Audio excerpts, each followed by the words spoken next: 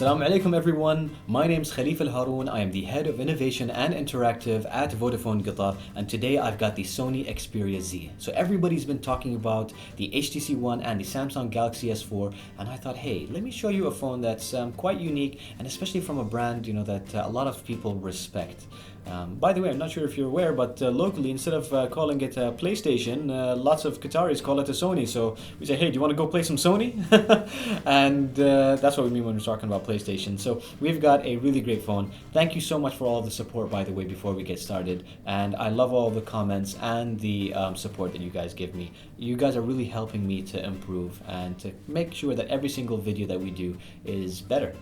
So taking a look at the phone really quickly, before we talk about the details, let's take a quick look around at the phone itself. And so you'll see that it's got quite a full-on dark looking screen. Now, by the way, it comes in a variety of colors. It looks like kind of like a slab. It's quite slim. And to the side, you'll notice, that it does have some connectors over here as well. It does have the micro SD card slot. It's got the micro USB port up here as well. And this is how you pop it open.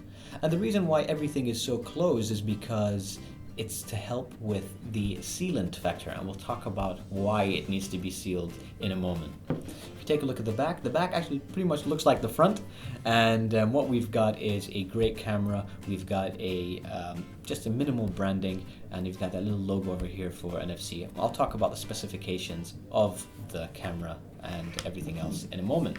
So if we take a look at the other side, all we have is a power button. We've got the volume rocker switch, and of course if we open this up, this is where you put your SIM card, and again it is sealed. On the very top, again, as I mentioned, it is also sealed. We've got the headphone jack. And also, if you're the type of person that likes to go ahead and take a look at put together a little clip or something, I guess you could like hook that on if you wanted to. On the side you can do that. So let's take a look at the specifications. First of all, it's HSBA, it's got 3G, it's got LTE 4G, it's 5 inches in terms of this overall size of the screen itself, and it uses TFT LCD and at a full HD resolutions. That's pretty cool. And the thing that is actually, I think, was really nice about the phone was the fact that it has 441 ppi.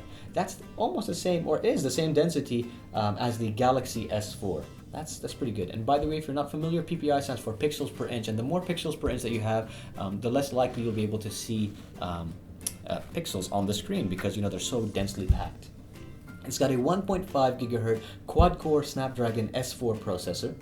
It's got 2 gigs of RAM. It's got 16 gigs of internal memory, but there's also, of course, space for a micro SD card if you want to go ahead and plug one in. It's got a 13.1 megapixel camera on the back, and then it's also got a 2.1 megapixel camera on the front. It's got all the usual extras like GPS, NFC, Bluetooth 4, Wi-Fi, and it uses a micro SIM and also a micro USB port.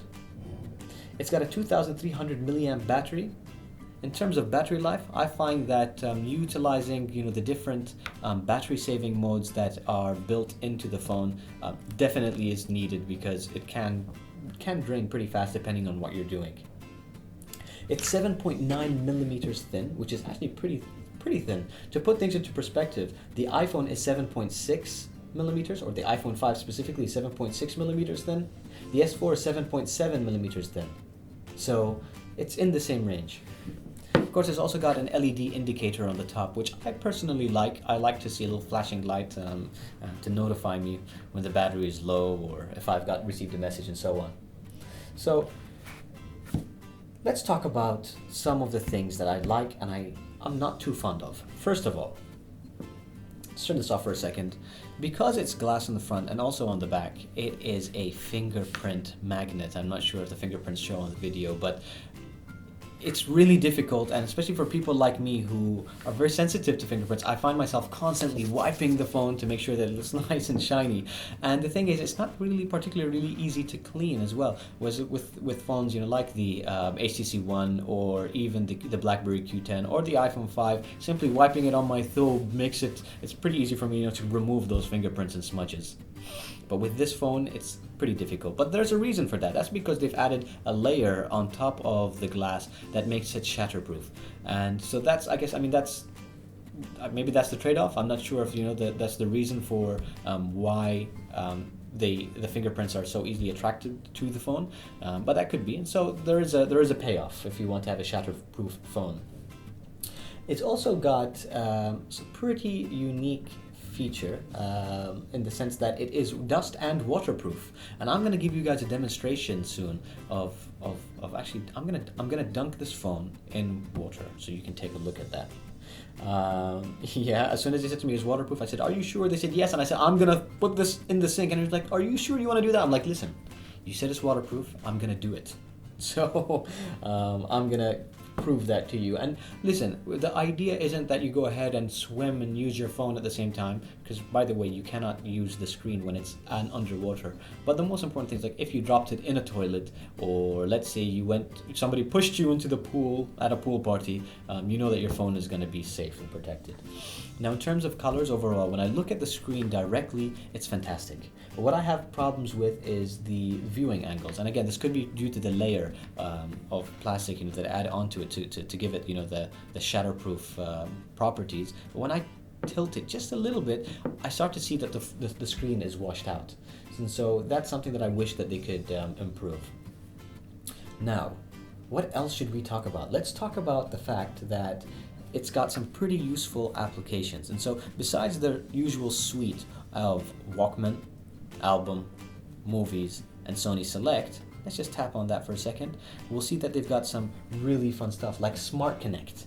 And let me just quickly find Smart Connect. There it is, there's Smart Connect. So you're going to tap on that for a second. And what it allows you to do is set actions depending on certain requirements. So for example, let's say you want to set your phone on silent whenever you plug it into the charger. It can do that. So you can set that based on certain events and based on the devices that it interacts with. That's very cool. I like that. It's helping you to automate your life a little bit more. Social Life is also a very useful application, and so there's Social Life right over here. Just tapping on that. I haven't added an account yet, so the reason why it's great is because it aggregates all of your social channels, your Twitter and Facebook and so on, into one quick feed for you, and it just makes life a little bit more easier. One of the other functionalities to look forward to is the Bravia engine.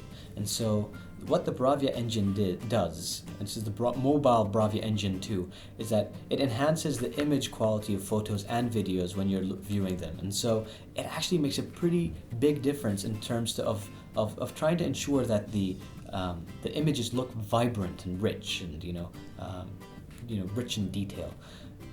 One of the really unusual things, and this is just a really tiny thing, I'm not entirely sure, but when I tapped on weather so that I could go ahead and select my city, when I typed in Doha, it kept on telling me not found, and I don't know why.